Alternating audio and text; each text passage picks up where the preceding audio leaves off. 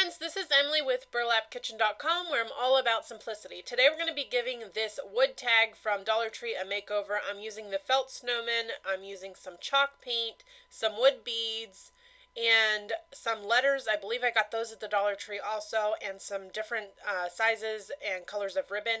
I went ahead and I coffee dyed my felt snowman. To do this, just soak the felt snowman in coffee for about 10 minutes and then let it dry overnight. So I am going to go ahead and I'm going to paint this tag. I'm using the back of it. I'm using the color called A Crazy Crow from Afraid Not paint line. And I'm going to paint one of the wood beads also. So I'm just going to make sure everything is nice and dry here once I paint it. I only needed one coat for the look that I'm going for today for this tag. So again, make sure it is nice and dry. Now that it's dry, we're going to move on.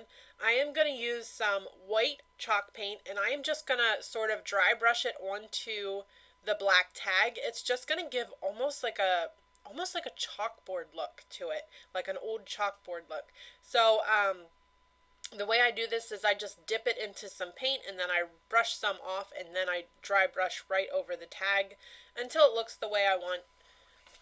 You could go heavier or lighter with the white paint when you do that. I'm going to go ahead now and I am going to paint all my letters. I pulled out the letters Let It Snow, and I'm going to paint all of those with the white chalk paint. And I sped this process up a little bit. It takes a little bit here to paint all those little letters. So once they're done, just set them aside to let them dry and make sure everything dries. And I was pointing, I don't know if you saw or not, I accidentally splattered some white paint onto my tag when I was painting the letters, but I loved the way it looked, so I went ahead and just splattered some more on there. So now I just laid my snowman onto a piece of fabric and just traced out the hat, and now I'm going to go ahead and cut that hat out. I just thought that I wanted to add a little something extra to the snowman. I thought he looked a little too plain, so I thought dressing him up with a different colored fabric hat and a little fabric scarf was the perfect way to do that. So I just kind of ripped it. I cut a little slit and ripped it for the scarf. I cut it in two sections because I'm actually going to crisscross it. You'll see me do that here in a minute. Right now I'm just kind of fixing up the hat to get it to look the way that I want it to, and then I'm going to go ahead and just hold that in place, and then I'm just going to hot glue it to his hat. And that also, hot gluing the hat down, that also covers up that little hole at the top too. So I'm just going to make sure everything's glued down good. And then I'm just going to sort of crisscross his scarf and get it to look the way I want and trim it up a bit. And then I'm going to go ahead and hot glue that down. And I just glued it to the back there. And I'm going to do the same thing here on the other side. Just glue that to the back just so it sticks good, and then just go ahead and hot glue it in place. Perfect. Okay, so now I'm going to trim the bottoms up. You can pull some of the threads there to give it like a frayed look. Now I'm just going to hold this in place and sort of figure out, I always like to lay everything down before I hot glue things in place. That way I see what they're going to look like before they're glued. So I'm just sort of laying everything out to get it to look the way that I want. And then I am going to go ahead and hot glue all of my letters in place along with my snowman. So just give me a minute here to hot glue these down. Okay, now I'm just going to hold him in place and hot glue him. I like to hold him down and just lift a little section up at a time. That way he doesn't move on me.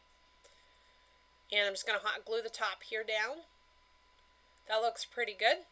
Okay, so now I'm going to make the famous Brooke Riley refabbed bow. This is my favorite type of bow to make. I just think they're easy and they look super cute. So definitely head over to her YouTube channel for a tutorial on that. So I'm just going to go ahead and trim it down. And I'm going to hot glue it up top in place. And now I'm going to thread a piece of twine onto my tag. And I'm going to add some beads. I really like, everyone's been doing the beads and I haven't really done much with them lately. So I just thought I would give this a try. I've seen other people do this with the tags. So I decided to try it with this craft and I really like how it turned out. So I'm just going to put a little knot up top. I actually, when you do yours, make sure your knot is thicker. I made my knot a little, I should have made it thicker and my beads just kind of fell right off. So make sure you probably double or triple knot it so those beads don't fall off. So I'll fix it a little bit here. I'm just going to put some hot glue in place, which actually just kind of didn't work either because it just held my bead up. So I did, after this video, I took that off and redid that part. So now I'm taking a fabric marker and I'm just filling in his eyes. I thought about putting buttons down there, but I didn't really like the way they looked. I thought they looked a little too bulky with this project. So I just filled them in with the fabric marker. You can get those at just about any craft store that sells fabric. I'm going to add a little bit of blush there to his cheeks. You guys know I love my rosy cheeks. And then I'm going to take some orange puff paint and just kind of fill in his nose. Now, I would suggest doing this very last because the puff paint does take about 24 hours to dry.